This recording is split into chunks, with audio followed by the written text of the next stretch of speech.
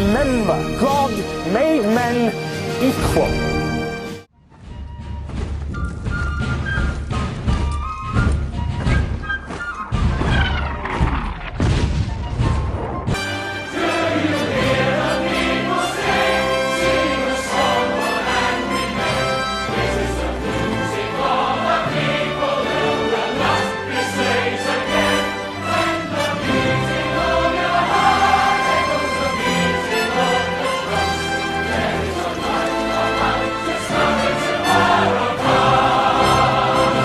Napoleon Bonaparte,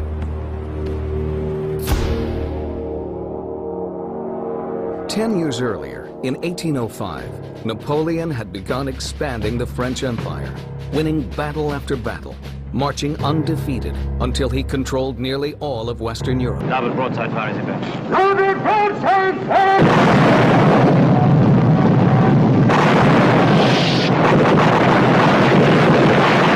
1815.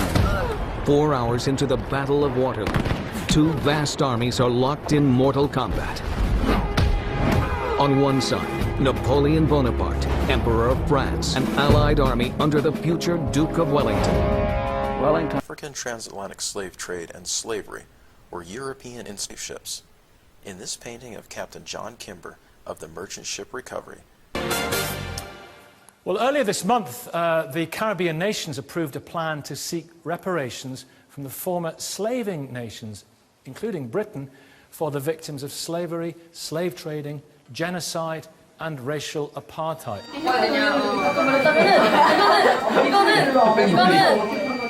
오히려 더 좋은 게 아니라 왜냐면 이러면 안 좋을 거라고.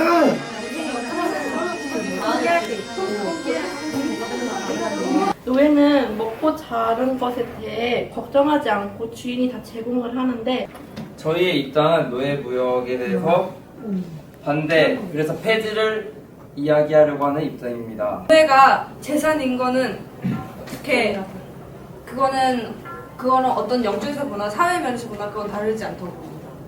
구약에 있던 것들이 신약으로 오면서 되게 많이 바뀐 것들이 있는데 그 중에 하나가 예수님께서는 이제 종으로 삼고 다스리라고 하시기보다는 우리가 낮아져서 다른 사람들을 섬기라라는 말씀을 되게 많이 하셨고, 만약에 학대를 하지 않고 인간적인 대우를 해주는 주인이 있다면 노예제도가 문제가 되지 않는다는 소리네요. 근데 노예라는 것 자체가 그러니까 그 노예의 개념을 바꾸니까 개념을 바꾸면 그건 노예가 아니라 종으로 넘어가는 거예요. 하나의 직업이 될 수 있는 거 아닙니까? 만약에 노예 제도가 문제가 되는 게 학대, 노예들이 사냥하지 못한 대우가 문제라면 그 대우를 바꿔야지 노예 제도를 바꾸는 게 아니지 않습니까? 노예는 자발적으로 그 나라를 돕는 게 아니고 일단 다른 인종이고 자발적으로 돕지 않는 상황에서 이 사람들이 학대를 쓸 수밖에 없었던 이유는 그 사람들이 원치 않았기 때문에 강제적으로 힘으로 억압하기 위해서 학대를 한 건데 1566년쯤에 이렇게 에스파냐 정부가 어떻게 유럽이랑 연결이 됐어요. 특허 하에 수입권이 허락되게 되면서 시작된 게 노예 무역이거든요. 나름대로 수입권을 샀고 살 수 있는 권리를 가졌고 그렇게 해서 이루어진 게 노예 무역이에요. 그렇기 때문에 산 거지 생명을 산 적은 절대로 없습니다. 학대는 절대로 선택하거나 선택받는 것이 아닙니다. 인간의 권리를 박탈함이 어떻게 어느 누가 행사하고 행사받을 수 있는 것이겠습니까? 보니까 그렇게 된다면 노예 제도가 아예 폐지가 되는 게 아닐까라는 생각이 들어서 저희 쪽에서는 이렇게 평등을 노예 제도 개선해 준다면은 노예 제도가 폐지가 되지 않을까요? 노예 경제가 영국에서 차지하는 비중이 대략 30% 정도로 많은 비중을 차지하게 되었는데 만약 노예를 해방을 한다면 이 30%를 포기하는 거거든요. 만약 이 30%를 포기한다는 것은 어느 수준이냐면 저희 나라 근대사를 예를 들자면 IMF 외환위기 때 저희 나라가 입은 경제적 타격은 마이너스 1.9%라고 합니다. 만약에 그 당시 영국 사회에서 경제의 30%를 포기한다는 거의 그 나라를 포기하는 것과 같은 수준으로 쓰다를 수 있는데 저희가 노예를 씀으로써 얻을 수 있는 것이 무엇입니까? 생각해보자면 이들에게 제대로 된 임금을 치르지 않고 쓰는 값싸고 편리한 인권이라는 거죠. 이 인권에서 저희는 폭리를 취하는 거지 여기서 절대 마이너스가 아닙니다. 인권을 쓰자 하면은 제대로 된 비용을 쓰는 게 인지상정인데 왜 저희는 아직도 그것을 이해하지 못하는 걸까요? 경제의 30%를 포기함이 나라를 포기하는 것과 맞다고 했는데 개인의 차원으로서는 조국을 잃은 것이고 사랑하는 사람을 잃은 것이고 조국의 차원에서는 그 나라 국민을 통째로 수탈당하는 것과 마찬가지인데 여러분 그 사람의 조국 또 아프리카 대륙은 사람을 만들어내고 생산하는 공장이 아닙니다. 이를 염두에 두셨으면 합니다.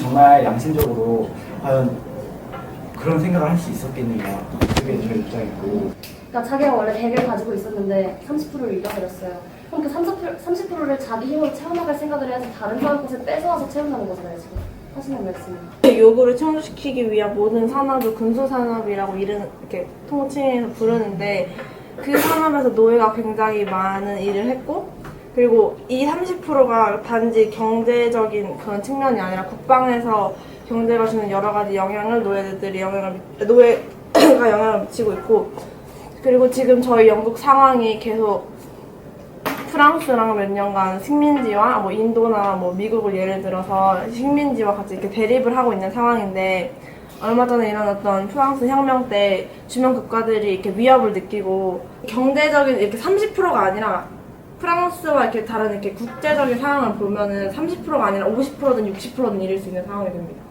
여기서 다들 경제적인 측면이나 사회적인 측면으로 발전을 위해서 노예가 필요하다고 이야기를 많이 하는데 그것에 대해서 욕심이 많지 않은가 이런 생각들을 하면서 이 정도 그 큰 나라들의 식민지를 얻기 위해 제국주의를 꿈꾸는 그런 나라들의 욕심이라고 봅니다. 만약에 저희가 노예만 하지 않았다면 저희가 죽었다는 말이에요. 그러니까 저희가 죽었다는 말이에요. 이 상황에서 나라가 없어지는 게 아니라 노예 무역을 폐지하는 것은 유럽의 삼류 국가로 밀려나는 것을 걱정하는 거죠. 이 당시에 계속 한 1세기 전부터 저희 나라와 프랑스는 이렇게 식민지 전쟁을 끊임없이 했었고 그 과정에서 많은 영국 병사들이 고통과 죽음 속에서 죽어나갔습니다. 흑인은 소유물이 아닙니다. 그러면 그 찬성팀에서 생각하는 인간의 인간이 뭐예요? 인간의 정의. 흑인은 사람 아닙니까? 사람이라고. 물건이라고 말씀하셨잖아요. 물건이란다 공인이 아니에요. 노예가 인간이 아니라는 게 아니에요. 노예가 국민으로서의 인격을 갖지 못함으로 어떤 법률적 관리를 받지 못하고 그러니까 즉 타인이 소유할 수 있는 물건과 같은 인간이라고 생각을 하는 거죠.